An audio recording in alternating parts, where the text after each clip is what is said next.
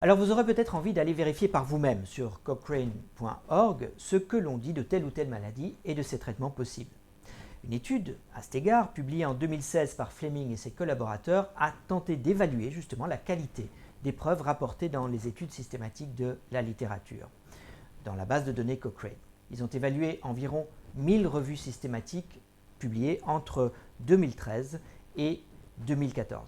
Et ce qu'ils y ont trouvé n'est pas très rassurant en fait. La qualité des preuves rassemblées dans les études cliniques, qui, je vous le rappelle, servent à nourrir les revues systématiques de la littérature, est mauvaise ou très mauvaise dans plus de 50% des revues systématiques qui utilisaient le système GRADE. Système GRADE qui est donc un gage de qualité dont on a parlé récemment. Et les causes en sont diverses, incluant des domaines tels que les hauts risques de biais ou d'autres problèmes méthodologiques. Alors on sait qu'il est parfois difficile d'éliminer complètement certains biais, mais la question méthodologique est bien définie, elle, dans des guides de bonne pratique et devrait permettre d'éviter par exemple des études qui sont trop petites et qui ne pourront jamais répondre à la question posée. Des études donc inutiles. Rappelez-vous de l'intervalle de confiance très grand pour ce type d'études et de la réponse floue qu'elles vont donner.